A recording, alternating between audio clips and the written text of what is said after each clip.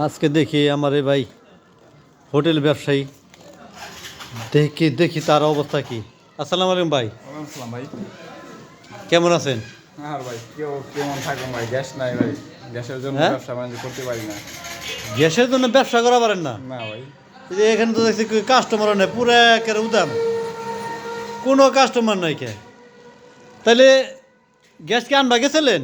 ভাই গ্যাস আমরা গেছি, দোকানদার বলে 2000 টাকা, তাও আবার দিতে চায় না, আর আরও বেশি দাম বলে 2200 টাকা এরকম রেট বলে। গ্যাস যে নাই তার প্রমাণ দেখান, আপনি যে গ্যাস যে নাই হোটেলে ব্যবসা করেন। এই যে ভাই, এগুলো সব খালি বোতল, গ্যাস নাই। খালি বোতল? জি। এই দেখেন দর্শক, এই যে খালি বোতল, একদম খালি বোতল, গ্যাস নাই। এই যে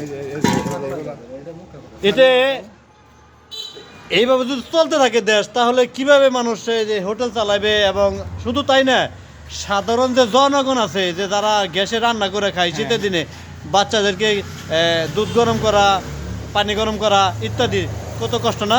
অবশ্যই, মানে যদি গ্যাস না থাকে তাহলে তো সব দিক দিয়ে কষ্ট। যেমন আমাদের ব্যবসা বাণিজ্য করতে পারি না, যেমন বাসায় হয়তো এরকম ভোগান্তিতে পড়তে হচ্ছে। তো এই যারা গ্যাস বিক্রি করে তারা বলে না কোন কারণের মানে তারা গ্যাস দেয় না বা আনে না, এমন কিছু বলে? যেমন বলে বলে মানে এই ঠান্ডার কারণে ড্রাইভাররা গাড়ি চালায় না, গাড়ির জন্য গ্যাস আনতে পারে না, এবং মানে আবার তারা যায় ডিলারদের কাছে, ডিলাররা বলে গ্যাস নাই, এরকমটা বলে আর কি। প্রিয় দর্শক, এই গ্যাসের সংকট বাংলাদেশে প্রতিটা ঘরে ঘরে বর্তমানে, আর প্রতিটা দোকানের ভিতরেই গ্যাস নাই। এই তাদের ব্যবসা বাণিজ্য এখন একদম নীল। দেখেন এই রাতের বেলা মানুষ একটু গরম সিঙ্গারা পুরি খাবে, কিন্তু এই গ্যাসের ভাবে উনি কি করতে পারছে? এগুলো এই রান্নাগুলা করতে পারতেছে না। না, করতে পারতেছে না, গ্যাস নাই, গ্যাসের সংকট, এই কারণে করতে পারতেছে না।